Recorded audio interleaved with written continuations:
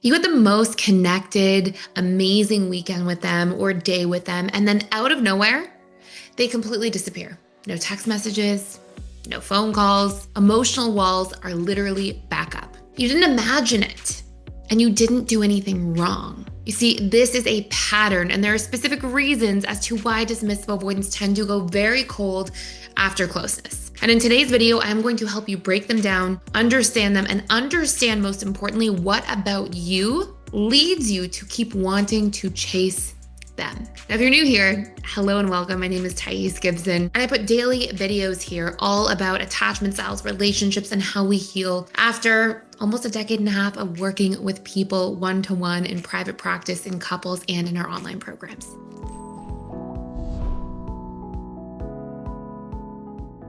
I'm really excited to break this down for you in 4 main pillars, okay? And these are the root causes as to why they go silent after closeness. The first pillar is the intimacy hangover. You've often heard this, probably originally from Brené Brown, who coined this as the vulnerability hangover, which was very interesting to hear because this is not everybody's experience. But dismissive avoidants go through this really extreme version of after closeness, eventually feeling this neurological and emotional flooding. Really, their subconscious mind and entire rest of their nervous system responding to their subconscious mind registers vulnerability or too much intimacy as them essentially being trapped. And they generally tend to project this fear that, oh my goodness, we're going to get really close. Now you're going to always expect me to be this close to you. Or, oh my gosh, now you've really seen me and I feel really confronted by the fact that you've seen me so deeply. Because dismissive avoidants believe deep down that when they are seen and when there's a lot of intimacy and closeness, they're going to be seen as defective, aka shameful. And this is from an integrated attachment theory viewpoint. And they're also going to fear being trapped in a situation where now somebody expects that degree of closeness all the time. So after closeness, they have this neurological flooding, and then they need to literally, in order to regulate, withdraw to basically feel like they're okay. But this doesn't make you okay, and it doesn't make it okay that they're doing this. And we're going to unpack that in just a little bit, but that's the first major piece. The second piece is that dismissive avoidants, when that flooding starts to happen, they have this deactivating behavior. And what this means is that they literally use emotional distancing as a strategy to convince themselves that they're okay if something goes wrong. So when they feel really vulnerable, in other words, and they start to feel this sense of closeness to you, they then look for all the reasons why things may not work out, why they'd be okay without you, why it may not work out anyways, and why you may not be compatible. And they start to basically flaw find and nitpick at somebody else to convince themselves that they're not as vulnerable as they're feeling. And this is literally their way of essentially subconsciously trying to exert control over a situation that they're starting to feel out of control in. Because deep down, dismissive avoidants feel very out of control when they start to feel too much emotion. So now they're trying to subdue that emotion by flaw finding and convincing themselves that they don't need you. The third major reason why this tends to happen is that a lot of their early caregiving environment basically told them that needing people either leads to disappointment and your needs not being met, and essentially this neglect and or engulfment. So they either felt trapped or trapped in a relationship where they couldn't get their needs met anyways because they were in that relationship to their parents as a result. And so closeness, the more that they felt closeness in childhood, the more they learned that this doesn't get my needs met. I'm close to somebody else, but they're not giving me my needs. They're not helping me feel attuned to. And so I need to exit mentally, emotionally, physically. I need to create physical distance and space. And that makes me feel calm and in control again. You have these 3 really important pillars that are firing as soon as there's too much closeness for too long. Now, I'm going to tell you one last pillar here. And then we're going to talk a little bit about what you can do if you're on the receiving end and how to respond to this, because it can feel very confusing when you're in that position on the receiving end of this to begin with.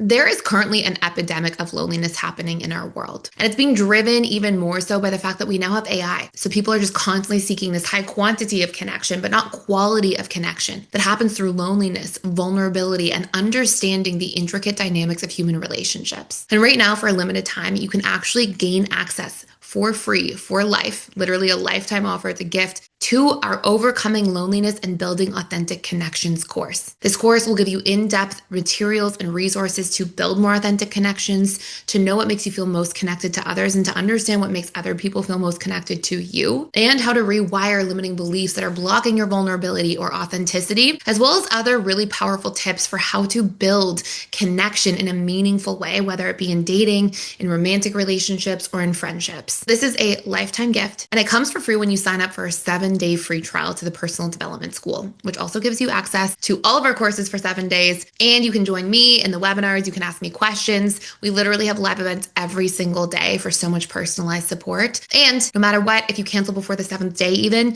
you still keep that loneliness course for life. So I hope you enjoy this gift, and let's get back to the video. Here's a 4th piece, and then we'll talk about what you can do, okay?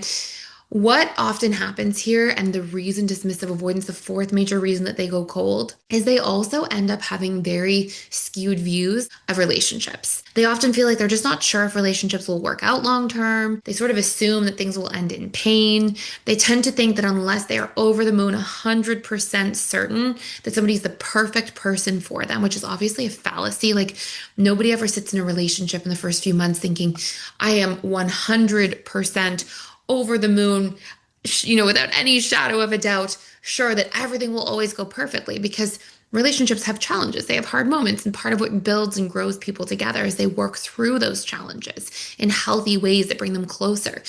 But unless a dismissive avoidant feels like there will never be any challenges, they end up just thinking, well, this is going to cause pain long term. The closer we are, the more pain there's going to be. So they end up shutting down anything to do with that, because that level of vulnerability they equate in one way or another to pain. Now, what do you do if you're on the receiving end of this?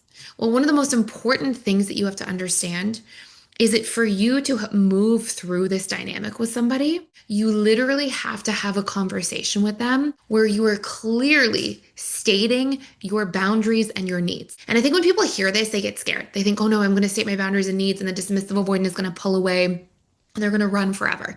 I'm going to tell you the cold, hard truth right now, which is that unless you communicate your boundaries and needs in a healthy, regulated way with a dismissive avoidant, the relationship will not work anyways.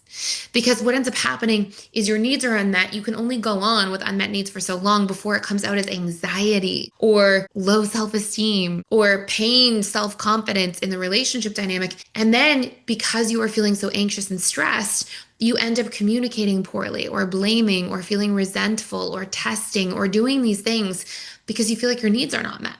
So the solution will never be to hold things in and pretend you don't have needs until you get frustrated enough that it comes out in an unhealthy way, which is pretty much the only trajectory you're on unless you're willing to communicate.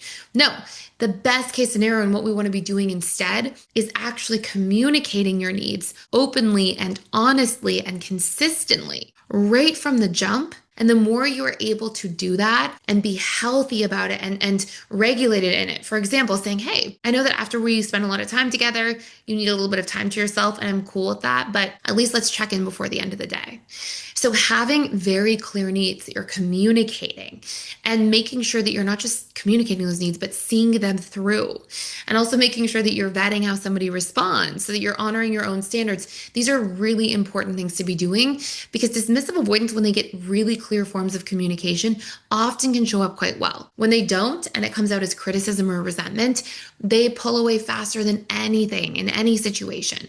And so this is your only path, and it forces you in a healthy way to start honoring yourself, speaking your truth, and speaking up, all of which are extremely important to move the needle going forward. I hope this is helpful for you. If you want to go deeper into actually rewiring your own limited self-esteem, if that's something you're struggling with, you can claim that gift down below. And thank you so much for watching. I hope you subscribe to this channel so you don't miss any other free gifts or shares or daily videos on here to support you in your own healing and relationship journey. And thanks for watching.